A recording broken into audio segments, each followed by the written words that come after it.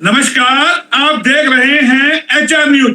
आज हम बैठे हैं बात करने के लिए जो हरियाणा में कहें कि नायब सिंह सैनी की जो है विस्तार हुआ है कैबिनेट का, उस पर हम चर्चा करेंगे। और बात करने के लिए हमारे साथ है विनय यादव जी, जो राजनीति विश्लेषक है, और परवीन राव उर्फ बॉबी से उन्हीं से बात करेंगे कि किस तरीके से जो आज कहे नायब सिंह सैनी की जो है उन्होंने जो अपनी कैबिनेट का विस्तार किया है और किन किन चेहरों को लिया है, उस पर चर्चा करेंगे। कौन नाराज है कौन नहीं है, उन पे बात करेंगे।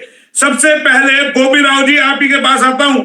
आज कहें नायब सिंह सैनी ने अपनी कैबिनेट का विस्तार कर दिया है और जो है निर्दलीय उम्मीदवार थे, नए चेहरे थे, उनको नहीं लिया गया है। किस तरीके से देखते हैं नए चेहरों को, जो है वो जो है राज्य मंत्री बनाने वाले थे, बनाए हैं जिनको, उन पर क्या आपकी प्रतिक्रिया है? मोहनलाल जी नमस्कार जी। मोहनलाल जी, ये कोई एक नया एक्सपेरिमेंट कर रही है बीजेपी स्टेट के अंदर कि जो निर्दलीय उम्मीदवार थे जिनके सपोर्ट से सरकार चल रही है उनको शामिल नहीं किया है। अब ये अंदर खाने क्या इनकी उनसे बातें हुई हैं, ये तो भाई जो निर्दलीय विधायक हैं और मुख्यमंत्री जी हैं और अपने मनोहर लाल खट्टर जी हैं, ये यही जाने कि उनने कैसे क्या इनको भाई पार्टी का साथ देने के लिए सेट किया है कि भाई आगे क्या करेंगे क्या नहीं करेंगे। अब इस बारे में तो कुछ भाई कहा नहीं जा सकता। लेकिन जो चर्चाएं हैं वो ये है कि राव साहब को भी नाराजगी है, राव साहब से भी पूछा नहीं गया है, उनसे कोई सलाह मशवरा नहीं लिया गया। पहले जब जो है सरकार बदली थी, नायब सिंह सैनी मुख्यमंत्री बने थे, उनमें 5 मंत्रियों को शपथ दिलाई थी, तब भी उनसे कोई सलाह मशवरा नहीं। लगता है आज राव को बड़ा झटका लगा है। जो राव के मंत्री थे ओम प्रकाश नारवल से, आज उनकी जगह अभय सिंह को राज्य मंत्री बनाया गया है। नहीं मोहनलाल जी, झटके वाली ऐसी कोई बात नहीं है। हाँ, ये बात ठीक है कि राव साहब से इस बारे में मुख्यमंत्री बदला तो ना तो उसकी चर्चा की गई थी, और अभी ये मंत्रिमंडल विस्तार हुआ इसके बारे में कोई चर्चा नहीं हुई है। ये जो स्टेट की बीजेपी यूनिट है, आप इसको बीजेपी यूनिट भी नहीं कह सकते। भाई मनोहर लाल खट्टर जी से सलाह मशवरा करके सैनी साहब ने अपने मंत्रिमंडल का एक्सटेंशन किया है। अब क्या सोच के किया है ये तो आने वाला वक्त बताएगा, या जो आगे अभी भाई फिलहाल तो 2 महीने ऐसा कुछ वर्किंग दिखाई नहीं देती कि कोई सरकार का कोई काम होंगे या कुछ होंगे। सरकार तो चुनाव में व्यस्त रहेगी। अब उसके बाद बचेगा 1 महीना 1.5 महीना। अब 1.5 महीने में किसकी क्या परफॉर्मेंस रहती है तो सामने आ जाएगी। नहीं तो राव के साथ हर बार ऐसा क्यों होता है कि राव को इसी तरीके से, यानी कि राव के साथ बीजेपी करती है? भाई पिछले दिनों आपने देखा होगा, जो है सुधा यादव को अहमियत दी गई पार्टी के अंदर, भूपेंद्र सिंह यादव को दी गई, राव के साथ कोशिश की गई। अब फिर मंत्रिमंडल का विस्तार हुआ तो फिर राव से भी कोई सलाह मशवरा नहीं। उधर अनिल विज भी नाराज है, उनका भी कोई अभी तक अता पता नहीं है, क्योंकि उनको भी कोई मंत्रिमंडल नहीं दिया गया। कमल गुप्ता को दोबारा से मंत्रिमंडल में लिया गया है। मोहनलाल जी, हम 10 साल पहले बीजेपी में शामिल हुए थे जी। शामिल होने के बाद हम तो पार्टी का, जैसे पार्टी का डिसिप्लिन है, राव साहब तो उस डिसिप्लिन को निभाते आ रहे हैं। हाँ, वक्त बेवक्त जब भी कोई मुद्दा होता था या कुछ बात होती थी या यहाँ पे हमारे दक्षिण हरियाणा की पूछ नहीं होती थी तो उसके बाद उठाते थे। वो भी भाई मुख्यमंत्री के सामने बैठ के। भाई हमें एक सबसे बड़ी बात तो एक ये है कि जो हरियाणा का टोटल रिवेन्यू है, उस रिवेन्यू का मोर देन 60% जो है वो हमारे दक्षिण हरियाणा जाता है। तो उसी के लिए हम अपना हक भी मांगते हैं। और दूसरी बात, भाई हमने जो सबसे ज्यादा सीट जो बीजेपी पार्टी को जीत के दी है वो दक्षिण हरियाणा जीत के दी है। और तीसरी बात ये कि राव साहब के कद का नेता बीजेपी में फिलहाल आज की तारीख में कोई नहीं है। लेकिन राव की सुनते तो नहीं है भाई, कद का नेता नहीं है, फिर भी राव को कहां तवज्जो दी जाती है? राव खुद कहते हैं, बोले मुझसे तो कोई सलाह मशवरा नहीं, मुझसे कोई पूछा नहीं। आपकी कोई बात हुई और राव से जिक्र किया हो राव ने कोई? मोहनलाल जी, फिलहाल ये वक्त अभी भाई इलेक्शन कमीशन ने इलेक्शन डिक्लेयर कर दिए हैं, चुनाव में व्यस्त है। सबसे पहले तो हमारी प्राथमिकता अभी फिलहाल ये है कि हमारी सीट यहाँ से निकाली जाए।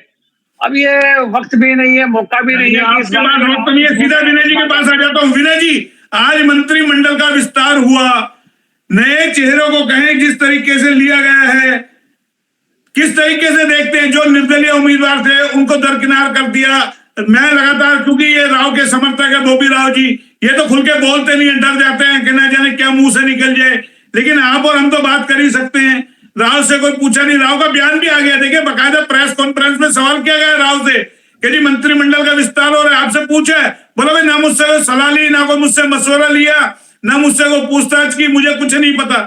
उधर अनिल विजय वो नाराज हैं, वो शपथ ग्रहण समारोह में नहीं गए, आज भी नहीं गए, मंत्रिमंडल का विस्तार हुआ तब। और कमल गुप्ता को दोबारा दे दिया। नारनौल से जो है अभय सिंह को नामल चौधरी से बढ़ा दिया, जो नारनौल से विधायक थे ओम प्रकाश रेडियो जी, उनका मंत्रिमंडल अब खत्म, यानी कि उनको भी विधायक रहेंगे सिर्फ वो।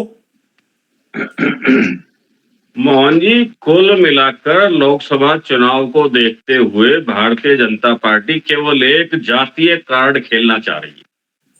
वो हरियाणा में नहीं, पूरे देश के अंदर अन्य जो मुद्दे थे, विकास के जो मुद्दे थे, सामाजिक मुद्दे थे, भ्रष्टाचार के जो मुद्दे थे, और जो भाजपा ने जो घोषणाएं की थी अपने घोषणा पत्र में, पोर्टफोलियो में लिखा था, जिन मापदंड के अनुसार और जिस स्वच्छ राजनीति का दावा करके भारतीय जनता पार्टी सत्ता में आई थी, उन्होंने उन सब चीजों को दरकिनार कर दिया है।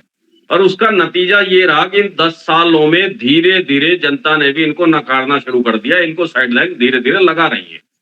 आप उस समय की इमरजेंसी का ध्यान कीजिए, जब इंदिरा गांधी जी का समय था, उन्होंने जब इमरजेंसी लागू की, उस समय भी देश में इस तरह का एक माहौल था, सब कुछ दबा हुआ दिख रहा था, सब कर्मचारी टाइम से ड्यूटी जा रहे थे, बसें भी चल रही थी, रेल यातायात चल रहा था, सब कुछ बढ़िया ही बढ़िया माहौल दिखाया जा रहा था। पर अंदर ही अंदर बहुत भारी रोष एक लोगों में पनप रहा था। और जैसे ही वोटों के समय आया और जब वोटों की गिनती हुई, उस समय इतना भारी शिकस्त कांग्रेस की, हमारी देश की उस समय की तो यशस्वी प्रधानमंत्री इंदिरा गांधी थी, जिनका मोदी जी की तरह देश में डंका बज रहा था उस समय, उनको इतनी भारी शिकस्त मिली थी, अब वो कहीं मुंह दिखाने लायक नहीं रहते। सेम वही परिस्थितियां आज के समय में देश में, प्रदेश में चल रही है।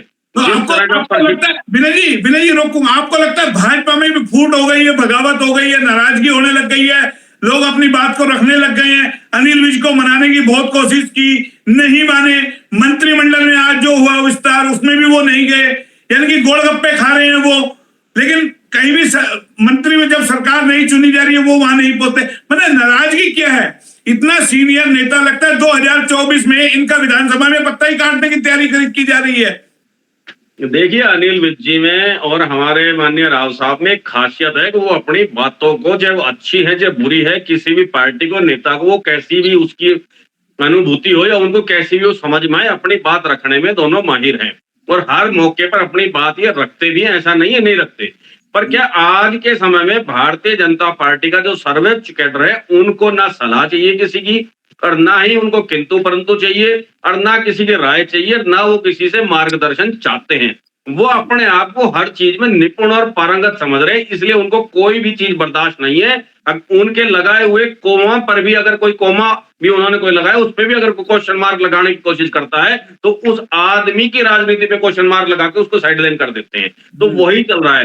अब खट्टर साहब का बयान देखिए, जब मीडिया ने पूछा जी अनिल विज तो नाराज होकर चले गए, बोला उनकी तो आदत है नाराज होने की, कुछ दिन नाराज रहते हैं, अपने आप मान के आ जाएंगे, ऐसी कोई दिक्कत नहीं है, ऐसे इससे पहले भी कई बार वो ऐसा कर चुके हैं। तो उनके कहने का मतलब ये था कि ये अनिल विज की तो एक आदत है, वो मानेंगे तो ठीक, नहीं मानेंगे तो ठीक, भाजपा को उनके यहाँ रहने और ना रहने से कोई ज्यादा प्रभाव नहीं पड़ रहा है। तो एक मैसेज दे दिया गया। सवाल ये, भाजपा के बड़े सीनियर नेता है, यह भाजपा स्पष्टवादी नेताओं को बर्दाश्त नहीं कर पाती है, या सिर्फ उनको ऐसे चाहिए जी हजूरी वाले लोग चाहिए? भाई राव इंद्रजीत का, अनिल विज का आपने जिक्र किया, ये दोनों स्पष्ट बोल देते हैं, जहां भाजपा की खामियां होती है बोल देते हैं, अनिल विज बोल देते हैं, और साफ तौर पे बोलते हैं। अनिल विज का बयान आया, बोला मैं भाजपा का समर्थक हूं, भाजपा को चाहता हूं, लेकिन मैं स्पष्टवादी हूं, जो गलत होता है मैं बोलता हूं। तो ये बोलना बर्दाश्त नहीं है, इसी का खामियाजा अनिल विज को भुगतना पड़ रहा है, इसी का खामियाजा राव इंद्रजीत सिंह को भुगतना पड़ रहा है। मतलब सत्ता चाहिए तो राव इंद्रजीत सिंह भी चाहिए आपको, जब तो उनको आप किसी भी तरीके का लॉलीपॉप दो, उनको सीएम का सपना दिखाओ, उनको कुछ भी करो, और जब बनने की बारी आती है तो उनकी दरी खींच लो। तो ये कहां तक आपको लगता है?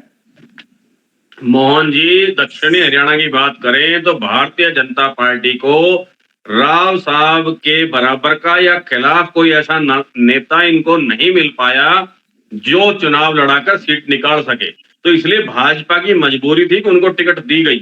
अब वो चाहते थे दरकिनार करना, और कोई विकल्प उनको नजर नहीं आया। अगर उनको विकल्प नजर आ जाता तो कभी का भाजपा को साइडलाइन कर सकते थे। ऐसा ही सरोज नेताओं की मानसिकता है। अब वो अपने सीनियर नेताओं को, जो भाजपा की रीढ़ की हड्डी रहे हैं, जिन्होंने भाजपा को इस शिखर तक पहुंचाया है, पुराने समय में जब भाजपा का बहुत मंदा समय था, राजनीति में वो हाशिए पर थी, उस समय के जो नेता थे, आप चाहे अटल बिहारी का नाम लीजिए, अडवाणी जी का नाम लीजिए, मुरली मनोहर जोशी का नाम लीजिए, तो जितने भी कितने नाम गिनाऊं, ऐसे सभी को, जो हमारे जो देश के दो भाजपा के दो सर्वोच्च आज के समय में नेता है, वो सबको दरकिनार कर रहे हैं, साइडलाइन कर रहे हैं। उन्हें मार्गदर्शन मंडल की जरूरत नहीं है, वो अपने आप में सर्वगुण, अपने आप को निपुण समझते हैं। उनकी जो भाजपा की जो पुरानी नीतियां पॉलिसी थी, उनसे बिल्कुल कोई सरोकार नहीं है। उससे हटके अपने जो मानसिकता है, अपनी जो उनके मापदंड है, या उनके पूंजीपति मित्र जो उनके साथ हैं, उनके साथ जैसा वो सहज महसूस करते हैं, उस तरह का एक नया वातावरण भाजपा के अंदर वो क्रिएट कर रहे हैं। उन्हें ऐसे नेताओं की जरूरत नहीं है। ये तो अभी मजबूरी है उनकी। अक्सर भाजपा में सीट बैंक संख्या चाहिए लोकसभा में प्रधानमंत्री बढ़ाने के लिए, इसलिए उनकी मजबूरी है। अब इन सब नेताओं को वो धीरे धीरे करके झेल तो रहे, पर जैसे ही मौका मिलता है धीरे धीरे करके साइडलाइन लगा देते। अभी आप बिहार का उदाहरण देखिए, यूपी का उदाहरण देखिए। चिराग पासवान जी थे, उन्होंने नीतीश के साथ उनकी अनबन रही, नीतीश को साइडलाइन लगाने के लिए चिराग जी को लाए। अब चिराग के चाचा साथ आए, अभी देखिए कितना समझ, एक चाचा पहले छोड़ गए, अब एक भतीजे को ले लिया तो चाचा को वो बाहर कर दिया। एक का भतीजा बाहर है तो एक का चाचा अंदर है। तो ये किस तरह की राजनीति वो चल रही है। अब उन्होंने देख लिया, अब नीतीश जी थे जो इंडिया गठबंधन में सीटों के बंटवारे पे थे, या वो अपनी बातें आक्रामक रख रहे थे, पर यहां आने के बाद उनको सीटें दे दी, पर कैसे उनको दबा दिया गया। ये इशारा दिया गया नीतीश जी को भी, अगर आप ज्यादा किंतु परंतु करेंगे, हम तो औरों की तरह आपको भी साइडलाइन लगा सकते हैं, इसलिए ज्यादा आप सोच विचार मत कीजिए, जिस तरह से हम कहते हैं आप चलते रहिए। चिराग पासवान जी ने कभी नहीं लगाया मैं मोदी का परिवार, उनके चाचा ने लगाया मैं मोदी का परिवार। तो जो जो मोदी के परिवार की फोटो लगाएंगे, उनको मोदी जी जिस तरह उनका असली परिवार था उसको उन्होंने ठिकाने लगाया है, वैसे ही वो भारतीय जनता पार्टी के जो उनके परिवार के लोग अपना आप को सिद्ध करना चाहेंगे ज्यादा नजदीकी, उनको धीरे धीरे करके साइडलाइन करके ठिकाने लगा देंगे। ये उनकी नीतियों में शामिल है। मैं पर बोबी राव जी आप एक बात बताइए भाई, हमारे रेवाड़ी से 3 सीटें हैं, यहां से बनवारी लाल को दोबारा कैबिनेट मंत्री बना दिया, जबकि सहकारिता विभाग का मामला उठा, कितना करोड़ों के घोटाले का, दोबारा से उनको मंत्रिमंडल में ले लिया। मतलब आपको नहीं लगता अगर आज उसकी जगह किसी और को ले लेते हैं अहीरवाल से, या लक्ष्मण को बढ़ा देते, तो ये भ्रष्टाचार का दाग भी धुल जाता और एक मैसेज भी जाता। आप इस पर क्या सोचते हो? सोचना नहीं है मोहनलाल जी, मेरे व्यक्तित्व बिल्कुल स्पष्ट है। जो बनवारी लाल जी को मंत्री बनाया है, इसका खामियाजा बीजेपी को भुगतना पड़ेगा, ये बिल्कुल भुगतना पड़ेगा। और दूसरी बात, अब वो बनवारी लाल जी मनोहर लाल खट्टर जी के गुड बुक्स में है। जब से ये मामला उजागर हुआ है, ये आपका सहकारिता विभाग का, तो उसके बाद से मुख्यमंत्री जी बचा रहे थे उनको, अपने पूर्व मुख्यमंत्री जी खट्टर साहब, और अभी खट्टर साहब ने उनकी वो भी गुड बुक्स में है, तो खट्टर साहब ने उनको मंत्री बनवाया, और मंत्री बनवाया है तो अब खट्टर साहब चाहे कोशिश भी करेंगे आगे उनको टिकट मिले। हम चाहते भी हैं कि खट्टर साहब एक बार टिकट दिलाएं इनको, और फिर जब जमाना जब तो अभी तो पता चल जाएगा। तो लेकिन मुझे बताइए, क्या राव साहब भी इसी बात से नाराज है कि बनवारी लाल को दोबारा बना दिया? क्योंकि आजकल देखिए सवाल बनवारी लाल पे डेरा डाल रहे हैं, और राव भी कहीं ना कहीं विकल्प ढूंढ रहे हैं कि 24 में किसी तरीके से बनवारी को टिकट ना मिले, कोई नया चेहरा लेकर के आए, क्योंकि राव की छवि को बार बार धक्का लग रहा है। इससे पहले आपने देखा होगा विक्रम ठेकेदार कोसली से बनवाया, वो धक्का मार के चले गए, और अब यानी कि सहकारिता विभाग का जो इनको मंत्री बनवाया तो इनके यहां से लग गया। कहे के छींटे कहीं ना कहीं राव तक भी आ गए, तो राव को भी कहीं ना कहीं इसलिए नाराजगी है कि सरकार ऐसे लोगों को मंत्री बना रही है जिनके महकमे के यानी कि चौकीदार होते हुए महकमा लूट गया। तो नाराजगी तो राव, जब भी राव का बयान भी आया कैबिनेट में मुझे बुलाया नहीं, जब आप सरकार बना रहे थे, नया गठन आप कर रहे थे और कैबिनेट का विस्तार किया, तब भी मुझसे कोई पूछताछ नहीं की, तो राव से भी पूछताछ नहीं की जा रही है। लेकिन जब विधायक बनाने होते हैं, जब राव को आगे कर दिया जाता है, तो राव का सिर्फ यूज ही होता है क्या? ये राव अपने आप को समझ नहीं पा रहे, अपनी ताकत को नहीं समझ पा रहे कि मेरी अहीरवाल में इतनी बड़ी ताकत है और मुझे इस तरीके से दरकिनार किया जाता है, बार बार मेरे साथ इस तरीके से किया जाता है, कभी भूपेंद्र को ला करके, कभी सुधा को संसदीय बोर्ड में लेकर के, कभी टिकट कटेगी, यानी कि तरह तरह की जो चर्चाएं होती है उससे राव भी कहीं ना कहीं तो छिन्न भिन्न होंगे ना। मोहनलाल जी, ये मंत्रिमंडल का विस्तार उस वक्त हुआ है जब चुनाव, लोकसभा चुनाव सर पे है। तो लोकसभा चुनाव सर पे होने के बाद तो राव साहब अपना इस बारे में कोई भी वक्तव्य नहीं दे रहे हैं। उनने तो नाम से ये तो यहाँ तक राव के पास फोन आया, पूछा गया है राव से, हमारे सूत्र बताते हैं, आप तक हो नहीं हो जानकारी मुझे मालूम नहीं है।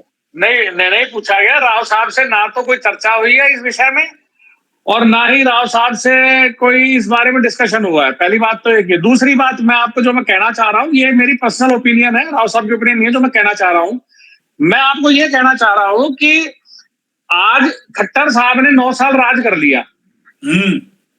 क्या खट्टर साहब दक्षिण हरियाणा में से किसी एक विधायक को टिकट देके क्या जमानत बचा सकते हैं किसी की? जिताने की तो बहुत दूर की बात है। क्या बगैर राव साहब के सहयोग के क्या खट्टर साहब और क्या नायब सिंह सैनी साहब किसी एक विधायक की जमानत बचाने की पोजीशन में है क्या? ये सर्वविदित है, सब जानते हैं। मगर अब पोजीशन क्या है कि हमारा चुनाव सर के ऊपर है, राव साहब अपने चुनाव के अंदर बिजी है, 2 दिन से लगातार गुड़गांव मीटिंग ले रहे हैं, वर्कर्स की जा रहे हैं, ब्लॉक टू ब्लॉक की मीटिंग्स कॉल कर रखी है, उसमें व्यस्त है। तो इसमें अभी ना तो कुछ उनका स्टेटमेंट देने का बनता है और ना ही वो देंगे।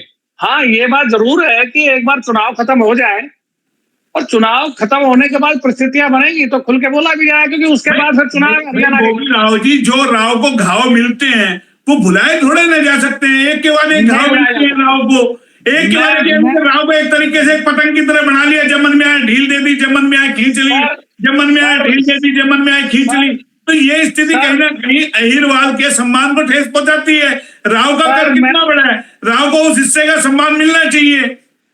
सर, मैं उसी बात पे आ रहा हूं कि अहिरवाल की जनता से बार बार धोखा कांग्रेस पार्टी ने किया था और अभी सेम लकीर पर बीजेपी चल रही है।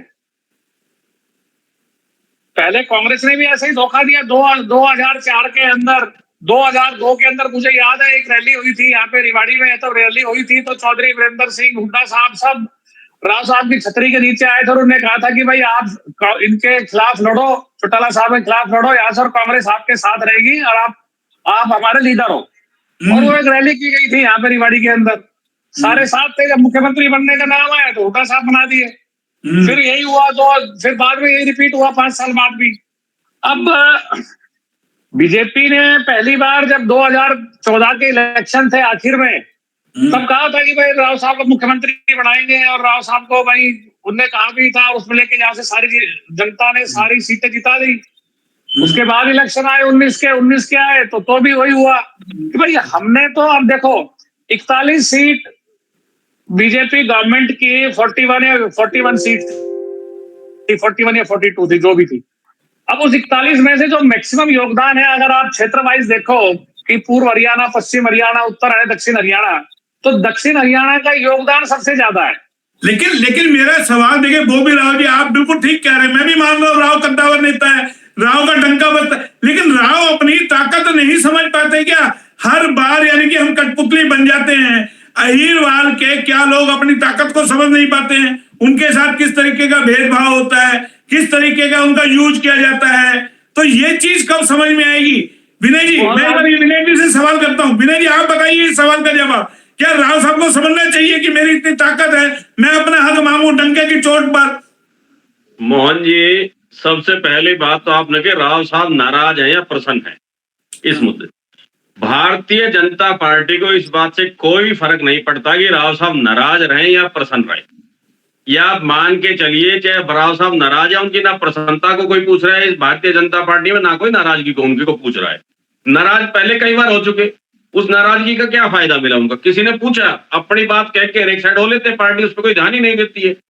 क्योंकि अगर नाराजगी एम्स पर नहीं रही, पर एम्स पर भी घुटने टिकवा कर जब लोकसभा के चुनाव आया, जब पार्टी ने देखा सीटें हमें निकालनी है, तब इस एम्स की घोषणा की गई, तो इस बात पे खूब नाराजगी रही। ये तो इलाके लोगों का संघर्ष था, वो धरने पर लगातार बैठे रही, एम्स बन गया। अगर प्रसन्नता नाराजगी की बात होती भारतीय जनता पार्टी में तो एम्स की घोषणा होने के तुरंत बाद यह काम शुरू हो गया होता। दूसरी बात, अब सीएम साहब बदले गए, मंत्रिमंडल बदला गया, कहां पूछा राव साहब से? कभी पूछा गया दक्षिण हरियाणा से आपने 1-2 मंत्री बनाने हैं तो कौन बनाया जाए, कौन हटाया जाए, कौन रखे जाए? बनवारी लाल जी के मुद्दे पर देख लीजिए, कहां पूछा भारतीय जनता पार्टी ने राव साहब से? ये तो हम और आप लोग हैं जो उनके समर्थक हैं, जो अपनी तरफ से कह देते हैं कि बहुत पूछ रहे हैं, पर अगर आप राजनीतिक विश्लेषण की बात करें, हकीकत की बात करें, तो भारतीय जनता पार्टी नहीं पूछ रही उनको, ना उनकी नाराजगी से कोई असर पड़ रहा है, ना उनकी प्रसन्नता से कोई असर पड़ रहा है। तो भाई तीसरी बात अब रही मंत्रिमंडल विस्तार की बात, जातीय समीकरण को देखते हुए मंत्रिमंडल विस्तार हुआ है, क्योंकि अब लोकसभा के चुनाव सर पर है। कितना बढ़िया समय चुना है भारतीय जनता पार्टी ने। अगर राव साहब को चोट दो, ना वो रो पाएंगे ना हंस पाएंगे, क्योंकि वो अपने चुनाव में बिजी रहेंगे, टिकट उनको दे दी गई है। अब वो अपना चुनाव लड़े या अपने मन की पीड़ा को कहे, तो उनकी मजबूरी है चुप रहकर चुनाव लड़ना, और जीतना ही उनकी सबसे बड़ी प्राथमिकता होगी, इसलिए चुप रहो।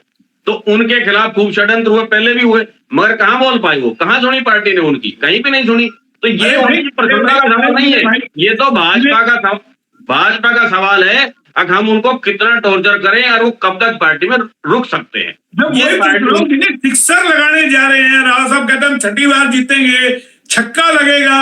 अरे भाई, जो इतना बड़ा कद्दावर नेता जिसके इंदिरा गांधी आ गई, ये बताइए, इससे ज्यादा तो उनके पिता थे ताकतवर नेता, इंदिरा को यहाँ बुला दिया, जो कहते थे आयरन लेडी है। और हमारे राव साहब कहते हैं बोला प्रधानमंत्री ने मेरे कंधे पे हाथ रख दिया, उनके समर्थक कहते हैं वो बहुत बड़ी ताकत है।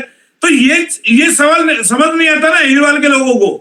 देखिए मोहन जी, पूर्व मुख्यमंत्री हमारे राव बीरेंद्र सिंह जो थी, उनके जो समर्थक लोग थे, जो लोग उनके साथ उठते बैठते थे, उनकी भी छवि अलग ही तरह की थी।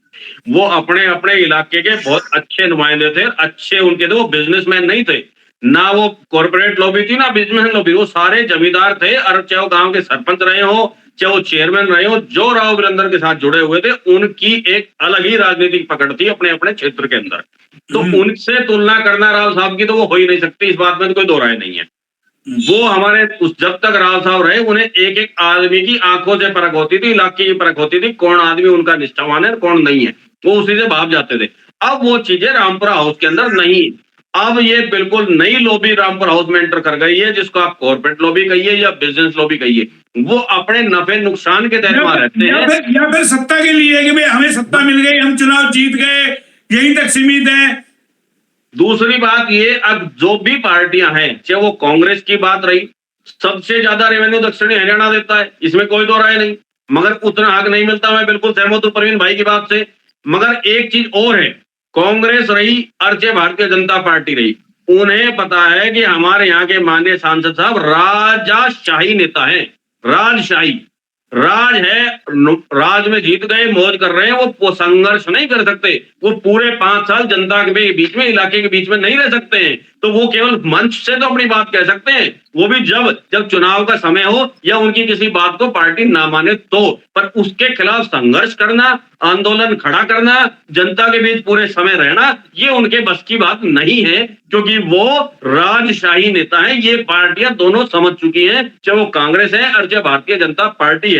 इसलिए मैंने कहा था, अब उनकी नाराजगी प्रसन्नता से किसी पार्टी को, भाजपा को कोई फर्क नहीं पड़ता, क्योंकि उन्हें पता है कि उनको दरकिनार कर भी देते हैं, बात नहीं मानते हैं, तो एक बार वो अपनी नाराजगी 2 लाइन में तो कह देंगे, पर उनमें इतना संघर्ष और मादा नहीं है। अब वो उतरकर जनता को संगठित करके अपनी पार्टी के खिलाफ या अपने समर्थन में वो इस तरह का आंदोलन खड़ा कर सके जो सरकार को मजबूर कर दे। चलिए बोबी राव जी, वो आपसे भी सवाल कर लेता, आप तो समर्थक है। देखिए, राव इंद्रजीत सिंह के पिता थे, उनका डंका था, क्योंकि मैं कहीं बैठा था, बोला भैया इतने ताकतवर नेता थे, इंदिरा उनके द्वारे आ गई। और आज जिस तरीके से नेता है, जैसा भी विनय जी बता रहे हैं कि राजशाही है, सिर्फ राजाशाही है, सिर्फ हमारे को राज मिल जाए। अरे भाई, आप इलाके के लोग हैं, आप आवाज उठाएं, पूरा इलाका आपके साथ जुड़ेगा, क्यों नहीं जुड़ेगा? आप अपने हक मांगे तो सही, लेकिन राव साहब इस पार्टी में रहे तो भी चुप रहे, उस पार्टी में रहे तो भी चुप रहे। तो राव का जो यूज करना है वो इलाके के लोगों को अखर रहा है, आपको भी अखरना होगा। हम मान भी रहे इस बात को कि 10 साल उस पार्टी में रहे, उसने हमें लॉलीपॉप दे दिया, अब हम इसमें आए, तो हम आवाज तो मन से उठाते हैं, लेकिन हकों के लिए लड़ने के लिए तो हमें आवाज बुलंद करनी पड़ेगी ना। मोहनलाल जी, जो विनय भाई कह रहे हैं मैं उससे सहमत नहीं हूं। अगर राजशाही होता, अगर आदमी राजशाही होता तो जनता ऐसे जुड़ी नहीं रहती। राव साहब हमेशा पब्लिक में रहे हैं, उनका एक बात करने का, कहने का एक तरीका अलग है। अब जो आज का जो समय आ गया है, समय ये आ गया है कि आप खड़े बोलो, आप भाई अपना रिवोल्ट दिखाओ कि नहीं भाई मैं ये कर दूंगा, नहीं मैं मुझे ऐसा नहीं किया तो ये कर दूंगा, वो नहीं कह सकते। वो एक बड़े नफीस नेता हैं, अपनी जो बात कहते हैं वो भी एक बड़ी नजाकत से बात कहते हैं। अगर उनकी नाराजगी भी होती है तो वो नाराजगी भी बड़ी एक नजाकत में शो करते हैं। और रही बात जनता की, जो आप कह रहे हैं कि भाई संघर्ष करने का, भाई अगर अगर जनता के बीच में राव साहब अगर नहीं रहते तो राव इंद्रजीत सिंह जी इतना बड़ा कद नहीं। नहीं, मैं ये नहीं कह रहा हूँ। राव साहब जब बात कहते हैं लोगों को कॉन्फिडेंस नहीं होता, आंदोलन लोगों को करने पड़ते हैं। एम्स जिसका जीता जागता उदाहरण है, महीनों तक आंदोलन हुआ है, सड़कों पे उतरे हैं, जब जाकर के दबाव बना सरकार पे। मोहनलाल जी सुनिए मेरी बात। अब एम्स का आज मुद्दा कई दिन से चल रहा है, विनय भाई भी बोले थे, आई बोले थे। मैं आपको एम्स की बताता हूँ हकीकत क्या है। एम्स खुलने की बात आई, एम्स खुलने का बात कह दिया कि एम्स खुलेगा रेवाड़ी में, मुख्यमंत्री अनाउंस कर गए, बाद में मुख्यमंत्री जी मना कर गए, मैं तो गलती से बोल गया था। अब हुआ क्या कि एम्स के अंदर अड़ंगा अटकाया गया। पहले ये मनेठी में खुल रहा था, मनेठी में खुल रहा था तो उसकी जमीन थी, जब खुलने जा रहा था जमीन के कागज भेजे गए तो सब ठीक थे। जब यहाँ के कुछ नेताओं ने मिलकर उसमें अड़ंगा अटकाया कि भाई अगर ये एम्स खुल गया तो इसका सारा श्रेय राव इंद्रजीत सिंह ले जाएंगे, तो उसको फॉरेस्ट लैंड कर दी गई। अब फॉरेस्ट लैंड कर गई तो कई महीनों तक, सालों तक वो फाइल उसमें अटकी रही। नहीं चलिए, वो अलग टॉपिक हो जाएगा, उसका शिलान्यास हो चुका। लेकिन हम जिस टॉपिक पे हैं कि मंत्रिमंडल का विस्तार हुआ तो राव से सलाह ले लेते। अगर इलाके से एक विधायक बन जाता, लक्ष्मण का नंबर आ जाता, भाई तुमने ओम प्रकाश को हटा दिया, ओम प्रकाश को भी रिपीट कर देते जब बनवारी को आपने कर दिया तो। मोहनलाल जी मेरी बात खत्म हो जी है वो, क्योंकि एम्स का मुद्दा हमेशा आता कि राव साहब ने नहीं कहा। अब माजरा की जमीन दिलवाई गई तो माजरा की जमीन राव साहब ने गांव वाले बुला के, और ये माजरा जो एम्स में जमीन गई है ये विलिंगली जमीन दी गई है, ये कोई एक्विजिशन नहीं किया है सरकार ने। सरकार ने कहा हम तो मिनिमम इतना पैसा देंगे, ठीक है, एक तुम्हें जमीन के अगेंस्ट एक एससीओ देंगे जितनी सी जमीन है, जो भी उन्हें क्राइटेरिया सेट किया। तो ये तो लोगों ने अपनी जमीनें खुद आगे बढ़ के दी है कि अरे हम उसके लिए मना नहीं कर रहे भाई, उसके लिए मना नहीं कर रहे, वो श्रेय राव को जाएगा, एम्स का श्रेय जाएगा राव को, मैं मना नहीं कर रहा। लेकिन आज जो मंत्रिमंडल में हम बैठे हैं, अगर इलाके से मंत्री हो जाते, भाई ओम प्रकाश को ना हटाते, ओम प्रकाश को भी रिपीट कर लेते, कमल गुप्ता को दोबारा कर लिया आपने, बनवारी को आपने कर लिया, और मंत्रियों को कर लिया। भाई उधर विज की नाराजगी आपको क्या लगती है? भाई दबंग है, उन्होंने भी दिखाया अपना रुतबा कि मैं नहीं मानने वाला, और मंत्रिमंडल का विस्तार हो गया, वो नहीं गए, शपथ ग्रहण समारोह में भी नहीं गए वो मुख्यमंत्री। सर ऐसा है कि ये जिनने मंत्रिमंडल बनाया है या जिनकी सलाह पे मंत्रिमंडल बना है, उनको 3 या 4 महीने के अंदर अपना आप सब कुछ बात समझ में आ जाएगी। कोई ज्यादा दूर विधानसभा के चुनाव नहीं है, 3 या 4 लोकसभा के हैं, लोकसभा तो जिता देंगे वो, उनको तो लोकसभा चाहिए, विधानसभा से क्या मतलब है? विधानसभा में तो किसी के साथ गठबंधन कर लेंगे। मान लो कोई जेजेपी पिछली बार की तरह फिर इनेलो लिया 10 सीट, या कोई और लिया है, उसके साथ गठबंधन कर लेंगे। हाँ बड़ी खुशी की बात है, पार्टी करे, बिल्कुल करो ना, गठबंधन करो ना, मना कौन करता? राव साहब को छोड़ के तुम गठबंधन करो, फिर सामने नतीजे आ जाएंगे। तो मैं वही पूछ रहा हूँ, राव कहीं बीजेपी में शामिल होने के बाद, जैसे आपने कहा था इंसाफ मंच का विलय कर गए, तो वो लगता है कि बड़ी चूक कर चुके। यानी कि अगर इतना इंसाफ मंच को खड़ा कर लेते तो आज हरियाणा में उनका जो कद होता, वो भी सीएम बनते, 10 सीट अगर ले आते कहीं से इधर उधर से, तो उनके पास ताकत है, क्योंकि 10-12 सीटों पे उनका प्रभाव है। तो लगता है बहुत बड़ी चूक राव करके इंसाफ मंच का विलय करके, जैसा आपने कहा था कि बीजेपी में विलय कर दिया था जी उस मंच का। सर जिंदा है तो उसको जिंदा किया जाए। सर सुनिए मोहनलाल जी, राव साहब जिस भी पार्टी में रहे हैं बिल्कुल वफादारी से रहे, कांग्रेस में रहे तब तक वफादारी में रहे, बीजेपी में आए वफादारी से रहे। राव साहब ने इफेन भटकी या ब्लैकमेलिंग की राजनीति जिंदगी में नहीं करी, उनका एक स्टेटस है, उनका अपना एक सोच है, उनने कभी ब्लैकमेलिंग की राजनीति नहीं करी, उनने ईमानदारी से राजनीति की है, और ईमानदारी से कहा पार्टी के लिए काम भी किया ईमानदारी से। भाई 10 तो भाई अरे वो भी वफादारी का सिला तो नहीं मिला ना, जो सिला मिलना चाहिए वो सिला नहीं मिल रहा। तो मोहनलाल जी जनता देख रही है ना ये चीज। जनता विनय देख जी, रही है ये चीज। विनय जी कह रहे हैं जनता देख रही है। विनय जी, गोपीराव जी कह रहे हैं जनता देख रही है। मतलब मंत्रिमंडल का विस्तार नहीं हुआ, राव से सलाह मशवरा नहीं हुआ, क्या लोकसभा में इसका असर पड़ेगा? क्योंकि लोकसभा से उम्मीदवार बना दिया उनको, और आगे विधानसभा के चुनाव है, और बयान आ रहा है कि विधानसभा चुनाव में देखेंगे हम। मैं 1 मिनट तो पहले एम्स वाले मुद्दे पर लूंगा। मोहन जी, जमीन जो दी वो किसानों ने अपनी मर्जी से दी ना, और उस क्षेत्र में जो भी किसान है वो सभी पार्टियों के वोटर हैं, किसी एक नेता के नहीं, ना किसी एक पार्टी के। तो मतलब इलाके की मंशा थी कि यहाँ एम्स आए।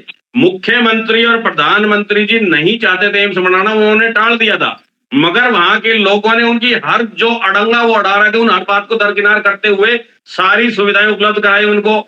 जमीन देना चाह जो रेट का उस रेट पे देने के लिए कहा तो वो दे रहे। मेरी बात, राव साहब अगर पैरवी नहीं करते, अगर उनके पीछे खड़े नहीं होते राव साहब, अगर राव साहब पैरवी नहीं करते तो कैसे एम्स खुल जाता, मुझे बताओ ना।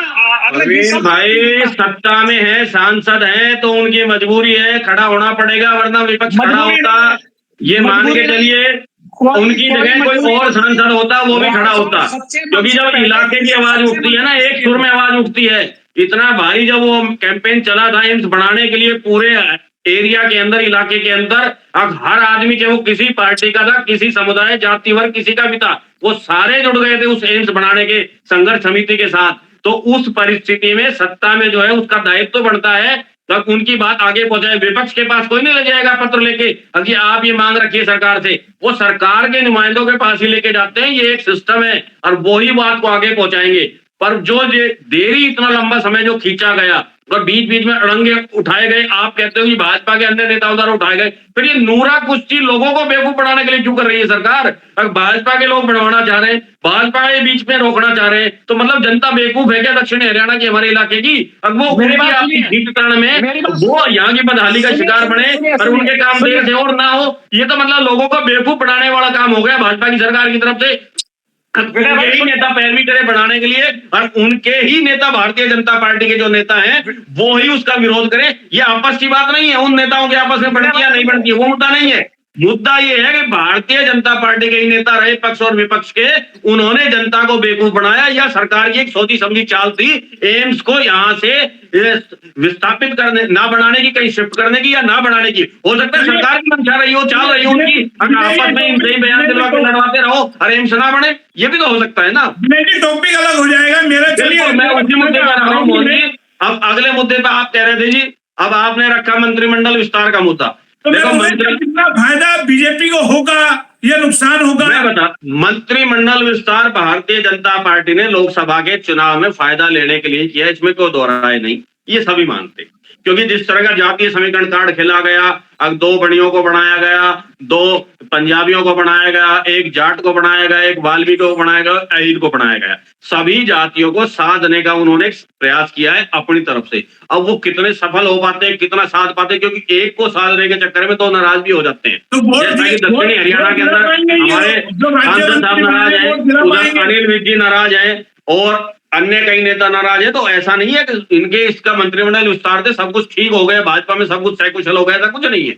ये केवल लोकसभा के चुनाव के परिणाम में कुछ हो सके। अब जो इनको लग रहा था कि आप विफल हैं, सीटें आपकी नहीं आ रही है, उस डैमेज कंट्रोल को करने के लिए मंत्रिमंडल विस्तार किया गया है। वरना जिस दिन आपने सीएम साहब ने शपथ ली, उस दिन आपने पुराणों को शपथ दिलवाई, उस दिन मंत्रिमंडल विस्तार हो सकता था। पर उस परिस्थिति में एक दिक्कत थी, अब जो जेजेपी से विधायक आए थे या जो निर्दलीय विधायक थे वो सरकार का बहुमत साबित नहीं होने देते, वो खिलाफ खड़े हो जाते। तो इसलिए बहुमत साबित करने के बाद ये मंत्रिमंडल का विस्तार किया गया है। अगर निर्दलीय विधायक अब चुनाव सर पे है लोकसभा के, जाना चाहे तो जा सकते हैं, जेजेपी के अगर विरोध करना चाहे कर सकते हैं, सब चुनाव में व्यस्त रहेंगे, उनकी बात को कोई सुनेगा नहीं, ना उसका कोई असर पड़ेगा। और लोकसभा के चुनाव निकलने में 2.5 महीने निकल जाएंगे, उसके बाद सरकार का कार्यकाल बहुत कम बचेगा। अगर अविश्वास प्रस्ताव लाते हैं और सरकार गिर भी जाती है तो चुनाव का समय ही बहुत कम बचेगा, उससे कोई दिक्कत परेशानी नहीं होगी। तो उन्होंने ये कार्ड इसलिए खेला है। और दूसरा, ये आईना और हकीकत दिखाइए जेजेपी के नेताओं के, उनके विधायकों को। अब जिस तरह का दबाव आप सरकार में रह के हमारे साथ करते थे ना, वैसा ही हमने आपको ना घर धोबी का कुत्ता ना घर का घाटका करके छोड़ दिया है।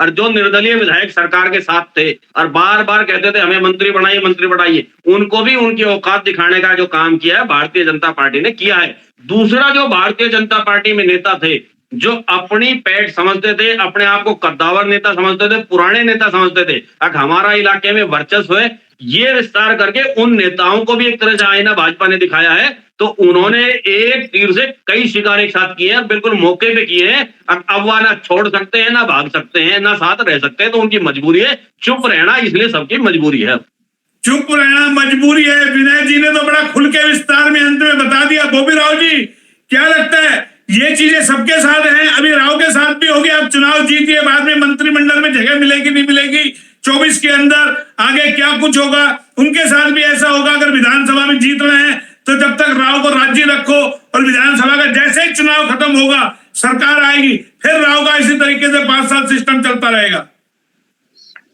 बोला जी, ये भविष्य की बातें हैं, पहले चुनाव होने दो भाई। 10 साल हो लिए, भविष्य के 10 साल में भी यही हुआ है। एक राज्य मंत्री बना दिया, अब 29 में आगे 24 में आगे वो भी नहीं लग रहा मुझे बनाएंगे। लाल जी, दो 10 साल में हुआ है, जरूरी नहीं है कि वो आगे भी वही हो।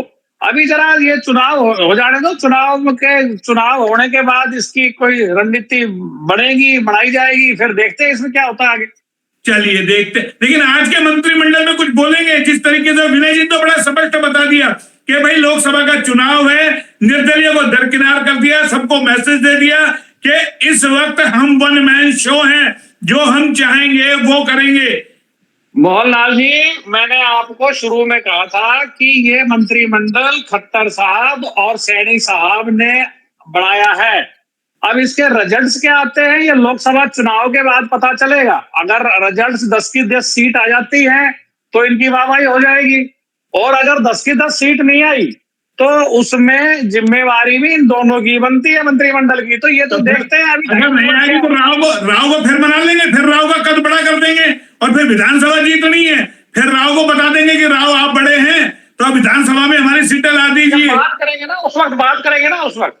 ये मैंने आपको तभी कहा कि ये सब भविष्य की बातें हैं। ये बोलना चाह रहे हैं विनय जी, करेंगे बात, आपको कर पाएंगे?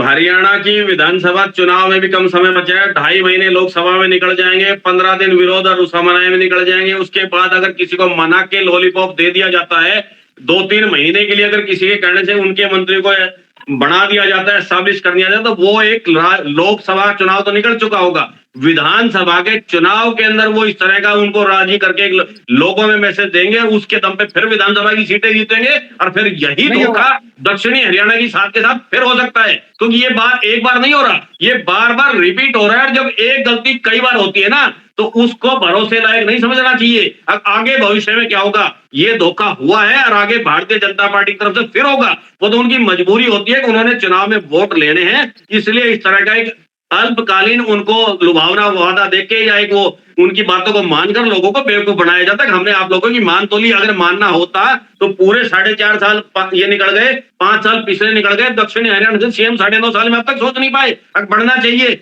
यह सबसे ज्यादा रेवेन्यू दक्षिणी हरियाणा से आ रहा है, तो विकास दर और मंत्रिमंडल विस्तार की दर दक्षिणी हरियाणा में सबसे ज्यादा होनी चाहिए। ये सब दिखावा चल रहा है। लक्ष्मण जी में क्या कमी थी, आप मुझे बताइए। बनवारी को हटा देते थे ना, जब वाल्मीकि को बना रहे थे, बनवारी को हटा के लक्ष्मण जी को बना देते, पार्टी कैडर के थे ना वो। राव को बना देते मुख्यमंत्री, सारी चीज होती, चाहे मंत्रिमंडल में फिर एक भी ना लेते, मुख्यमंत्री बना देते, एक ही बनाना पड़ता। अब भी आपने अगर सीएम राव साहब को बना दिया जाता, मैं कह रहा दक्षिणी हरियाणा से अगर एक भी मंत्री नहीं बनाते, इलाका उस बात को स्वीकार करता और मानता, अगर हमारा नेता सर्वोच्च पद पे है, हमें कोई दिक्कत नहीं है अगर कोई हमारा मंत्री नहीं बनाया तो विधायक, वो एग्रीड थे उस बात में। पर मैंने आपसे क्या कहा कि पार्टी सबको धीरे धीरे खुटे लाइन कर रही है। मोदी जी ने कहा था मेरे मित्र, तो मित्र कहकर वो कितनी कुर्बानी इनसे लेती है, धीरे धीरे कैसे इनको साइडलाइन करती है, वो प्रोसेस अपनाया जा रहा है। क्योंकि यूपी बिहार में भी और महाराष्ट्र में भी जिनको मित्र का है ना, वो सब मित्रों को ठिकाने लगा रहे हैं। चलिए, समय का अभाव है, देखिए मंत्रिमंडल का आज विस्तार हुआ, ये चर्चा हमने की है और तमाम मुद्दों पे, क्योंकि हमारी निगाह जो राजनीति पे लगी रहेगी, लोकसभा का चुनाव है, लेकिन बार बार राव के साथ जो होता है उसको लेकर के इलाके में नाराजगी है कि हमारे कद्दावर नेता के साथ ऐसा क्यों होता है बार बार। और इस बार भी जब मंत्रिमंडल का विस्तार हुआ, राव ने खुद अपना बयान दिया कि ना मुझसे सलाह ली, ना मुझसे मशवरा लिया, और उधर अनिल भी नाराज है।